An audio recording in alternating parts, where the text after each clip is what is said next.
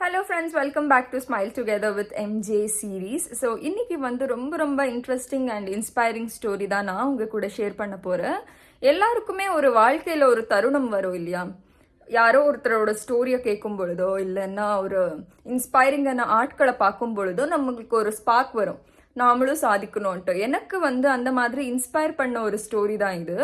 நான் என்னோட X colleague கிட்ட கேட்கும் பொழுது உங்கள் ஸ்டோரியை ஷேர் பண்ணலாமா என்னோட யூடியூப் சேனல்லன்னு சொல்லும் பொழுது தாராளமாக ஷேர் பண்ணுன்னு சொன்னாங்க. ஸோ அந்த ஒரு ஹாப்பினஸ்லேயே இன்னைக்கு வந்து ரொம்ப இன்ஸ்பைரிங்கான ஸ்டோரியை வந்து கொண்டு வந்துட்டேன்.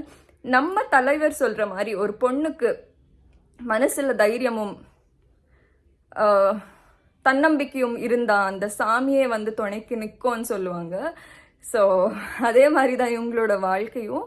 ஸோ என்னன்னா, அவங்களுக்கு வந்து ஒரு 28 இயர்ஸ் பேக் வந்து கல்யாணம் நடக்குது, சைல்டு மேரேஜ்.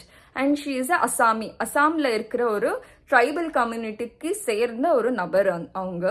ஸோ கல்யாணம் நடக்கும்போது 14 இயர்ஸ் அண்ட் அவங்களோட எக்ஸ் ஹஸ்பண்டோட ஏஜ் வந்து 32 இயர்ஸ். ஸோ இந்த ஒரு ஏஜ் கேப்லேயும் கல்யாணம் பண்ணுறாங்க. ஒரு சைல்டுஹுட் ட்ராமாவே அவங்களுக்கு வந்து எப்படியெல்லாம் மாறிச்சு என்ற ஒரு ஸ்டோரியை வந்து போக போக நம்ம தெரிஞ்சுக்கலாம். ஸோ அவங்க எக்ஸ் ஹஸ்பண்ட் வந்து ரொம்ப ட்ரங்கர், டெய்லியும் குடிப்பாங்க. குடிச்சிட்டு வந்து வீட்டில் பிரச்சனைகள் பண்ணுறது அந்த மாதிரி எல்லாம் டெய்லி நடந்துட்டு இருக்கு. ஸோ அவங்களுக்கு வந்து 2 பசங்க, ஒரு பொன் குழந்தை, ஃபர்ஸ்ட் குழந்தை, அண்ட் செகண்ட் குழந்தை வந்து ஆண் குழந்தை.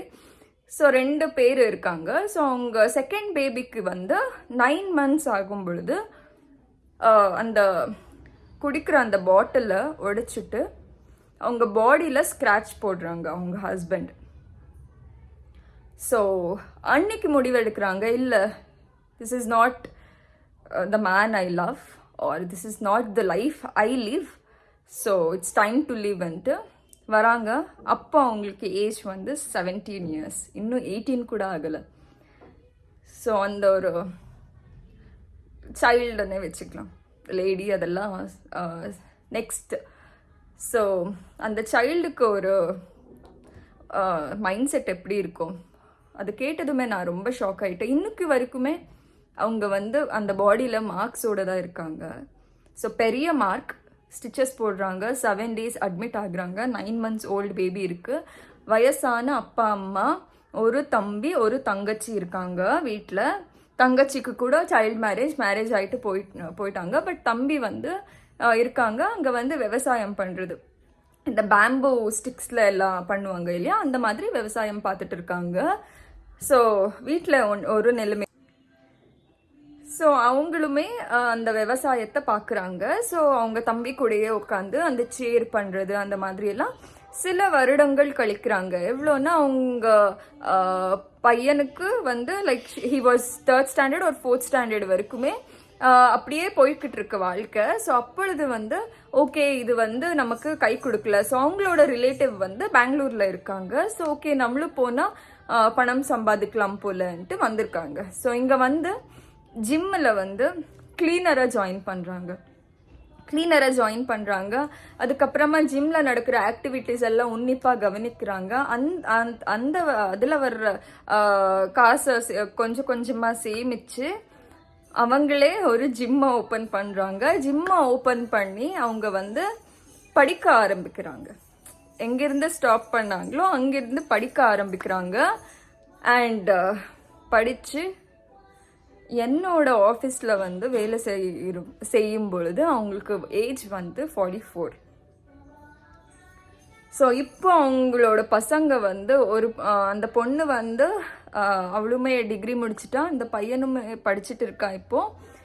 அண்ட் எவ்வளோ ஒரு இன்ஸ்பைரிங்கான ஒரு லேடின்னா, அந்த ஜிம் ஆரம்பிக்கும் பொழுது அவங்களோட பசங்களை வந்து இங்கே இருக்கிற ஒரு ஹோமில் வந்து விட்டுருந்தாங்க, அவங்க சொந்த குழந்தைங்கள. ஸோ அது வந்து எவ்வளோ ஒரு சுச்சுவேஷன் பேடாக இருந்திருக்கோ. பட் விடலை அவங்க, இல்லை நாம் ஜெயிச்சே ஆகணும்ன்ட்டு ஒரு முடிவில் வந்து ஜிம் ஆரம்பித்தாங்க. இன்னைக்கு வந்து ஒர்க்கும் பண்ணுறாங்க, ஜிம்மும் பார்த்துக்கிறாங்க. அண்ட் அவங்களோட எல்லா கஷ்டங்களும் தீர இப்போ அவங்க ஒரு லவ் லைஃப்ல கமிட்டடாக இருக்காங்க. ஏஜ் இஸ் ஜஸ்ட் அ நம்பர்ன்ற மாதிரி ஒரு உதாரணமாக இருந்தாங்க எனக்கு. அண்ட் பேக் இன் 2015 அவங்க மறுபடியும் அசாமுக்கு போகிறாங்க. அங்கே போய் இங்கே ஜிம் ஆரம்பித்து எல்லாமே பண்ணாங்க இல்லையா, அங்கேயும் அந்த ஊரில் இருக்கிற அந்த ட்ரைபல் மக்களுக்கு கூட ஜூம்பா அதெல்லாம் கற்றுக் கொடுத்து நிறைய நியூஸ் சேனல்ஸில் எல்லாம் பிரபலம் அடைகிறாங்க. அதுக்கப்புறமா அவங்க பொண்ணு இப்போ இன்சிஸ்ட் பண்ணி உன்னோட சைல்டுஹுட் எல்லாமே காலி ஆயிடுச்சுமா சிங்கிள் வேர்ல்ட் கல்யாணத்தினால, ஸோ அதனால உனக்கு கூட ஒரு கல்யாணம் தேவைன்னு சொல்லி அவங்க பொண்ணே ஒரு மேட்ரிமோனியல் சைட்டில் பார்த்து இப்போ லைக் அவங்களோட கரண்ட் ஃபியான்சி வந்து he is a pilot. But அவங்களுக்குமே டிவோர்ஸ் ஆகிருக்கு. பட் 2 பேருமே கமிட்டட் லைஃப்பில் இருக்காங்க. நெக்ஸ்ட் இயர் வந்து கல்யாணம் பண்ண போகிறாங்க.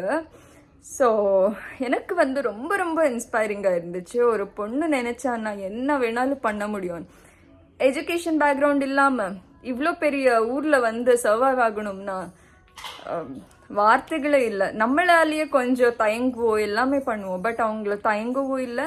கற்றுக்கிறதுக்கு மெயினாக சொல்லணும்னா கற்றுக்கிறதுக்கு கொஞ்சம் கூட ஏஜ் இதெல்லாம் பார்க்காம என்னோட டீமில் இருந்துக்கிட்டு என் கூட வேலை செய்யும்போது கூட அவ்வளோதான். நான் ஏதாச்சும் சொல்லி கொடுத்தேன்னா அவங்க ஒரு ஈகோ கிளாஷோ அந்த மாதிரி எதுவுமே பார்க்காம கற்றுப்பாங்க.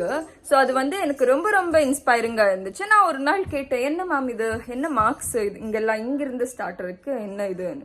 நான் அப்புறமா அவனுக்கு பர்சனலாக சொல்கிறேன்னு சொல்லிட்டு சொல்ல ஆரம்பித்தாங்க. Literally I cried hearing a story and she did it. இப்போ அவங்களோட லைஃப் நல்லா இருக்கு. ஸோ காட்ஸ் கிரேஸ் எல்லாமே நல்லா போகணும். ஸோ நெக்ஸ்ட் இயர் அவங்களோட கல்யாணத்தை வரும்பொழுது நான் உங்களுக்கு எல்லாருக்குமே அந்த ஒரு செய்தியுமே சொல்கிறேன். And signing off Monisha Jayakumar. இந்த மாதிரி இன்ஸ்பைரிங் ஸ்டோரி பார்க்குறதுக்கு watch only on Monisha Jayakumar. Thank you.